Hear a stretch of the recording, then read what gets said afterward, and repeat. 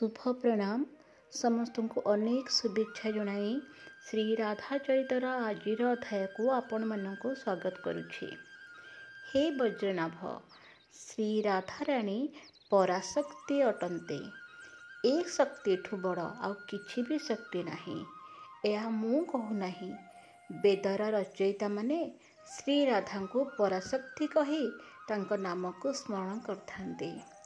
आज महर्षि शांडिल्य खुशी जेपरी अधीर होते। हे वज्रनाभ, एमिति तो श्री राधा अनेक नाम अच्छी, जेमिति कृष्ण को अनंत नाम अच्छी, श्री राधांकर भी अनंत नाम अच्छी। कहीं ना से तो शक्ति अटंती ना, से पराशक्ति अटंते, से आह्लादिनी शक्ति अटंते। ये सही शक्ति अटंते जहाँ को ईश्वरी नाम रे वेद भगवान ही स्तवन करिथांते।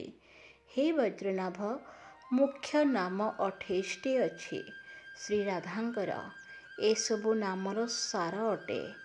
एही नाम को जे प्रातः समय रे एवं रात्रि समय रे एही नाम उच्चारण करिथांती, तांको सर्वदा वृषभानुदुलारी श्री राधांको कृपा निश्चय प्राप्त होइथाए।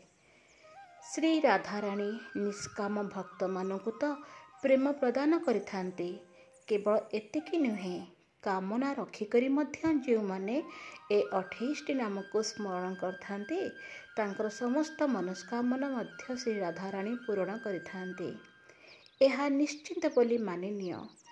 एतिकी कही महर्षि शांडिल्य नेत्र बंद करी श्री राधा राणी को 28 नाम को स्मरण करथिले। श्री राधा रासेश्वरी रम्या कृष्ण मंत्राधिदेवता सर्वाध्या सर्वबंध्या वृंदावन विहारिणी वृंदाराध्या रमा अशेष गोपी मंडल पूजिता सत्या सत्यापरा सत्यभामा श्री कृष्ण बल्लभा वृषभानुसुता गोपी मूल प्रकृति ईश्वरी गंधर्वा राधिका आरम्या रुक्मणी परमेश्वरी परत्परातरा पूर्णा पूर्णचंद्र विभानना भक्ति मुक्तिप्रदा भवव्याधि विनाशिनी। हे वज्रनाभ, एही नाम गुड़िको जो माने प्रातः काल एवं रात्रि समय जदि स्मरण करिथांती, सेमानंक समस्त मनोकामना निश्चिंत रूपे पूर्ण होइथाए। एही नाम को स्मरण करिले मनीष माने प्रेम भक्ति को प्राप्त होई श्री राधा माधवंक दर्शनर अधिकारी होइथांते। आज श्री राधा भावरे भावित हेउथिबा महर्षि शांडिल्य एबे आगको कथा सुनाउछन्ते। नारायण नारायण। आज जना नहीं कहीं देवर्षि नारद कंसंक पाखरे जाई पहुंची जाइथिले।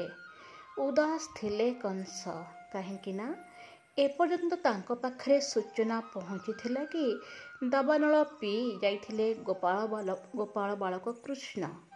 कौन केमिति पी गला? अग्नि को पी गला? तुमे माने मते पागल भाविच? चित्कार करिथिला कंस।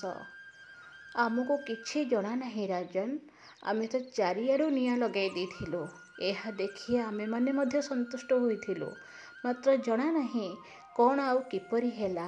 किछि समय मध्यरे अग्नि एपरि शांत होइगला जे जेपरि किए से सबको पी जाउथिले। से अग्नि कंसर राक्षस माने कंस को एसबु कथा ठीक से कही मध्य पारु नथिले। से माने प्रकृति देखिथिले कौन? नारायण नारायण। आसी जाइथिले से समय देवर्षि नारद। एबे मु से सब कहूछि, एबे जाओ समस्ते एठारो। कंस कहिला एकांत एवं समस्त राक्षस से स्थान छाड़ी सेठारु पलाई जाइथिले। देवर्षि कुहंतु एबे कौन हैला एवं आगो को आहुरी कौन सब हेबो? कंस विचलित स्वर रे नारदंक चरण तले एतिकी कही लोटी पड़िथिला। मु तुमको प्रथमरु कहिथिली ना, कृष्णंक शक्ति राधा अटंते। एवं मने रख, जेउ पर्यंत बरसनारे श्री राधा अछंती से पर्यंत कृष्णंकर केही भी किछि खराब करि परिबेनी। चिंता करिबारे लागिला कंस। चिंता करने को पड़िथिला कंस को से दिन, कहीं ना ସେ ସେହି ଦିନର ଘଟଣାକୁ ଭୁଲି ହିଁ ନଥିଲା। କିପରି ଝୁଲଣାରେ ଶୋଇଥିବା ଶ୍ରୀରାଧା ମାତ୍ର ନିଜ ଛୋଟ ଛୋଟ ପାଦରେ ଯେଉଁ ଆଘାତ ଦେଇଥିଲେ କଂସକୁ, ଆଉ କଂସ ଉଡ଼ିକି ଆସି ପଡ଼ିଥିଲେ ବରସାନାରୁ ମଥୁରାରେ। କିପରି ବା ସେ ଭୁଲି ପାରିବ ଏସବୁ? ମାତ୍ର ଏ ପ୍ରକୃତ ଘଟଣା କାହାକୁ ହିଁ ଜଣା ନଥିଲା, କେବଳ କଂସ ବ୍ୟତୀତ। କ'ଣ ସବୁ ଚିନ୍ତା କରୁଛ କଂସ? ନାରଦ ପଚାରିଥିଲେ ସେଦିନ କଂସକୁ। ଚିନ୍ତା କର ନାହିଁ, କିଛି କର। ମୁଁ ତ ତୁମର ହିତ ଉପଦେଶୀ ଅଟେ, ସେଥିପାଇଁ ତ ତୁମ ହିତ ନିମନ୍ତେ କିଛି କହିବାକୁ ଆସିଛି।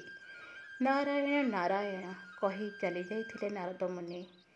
ମୁଁ ବରସାନା ଯିବି ଏବଂ ମାରିଦେବି ସେ ରାଧାକୁ, ଚିତ୍କାର କରି ଉଠିଥିଲା କଂସ। ମାତ୍ର ସାବଧାନ କଂସ, ବରସାନାର ଗଳିକୁ ହିଁ ସାବଧାନ ରହିଥିବ। ହସି ହସି ଆକାଶ ମାର୍ଗରେ କହି ଚାଲିଥିଲେ ନାରଦ ମୁନି। ଆଗକୁ ଜାଣିବା ଆଗାମୀ ଅଧ୍ୟାୟରେ। ଧନ୍ୟବାଦ, ନମସ୍କାର।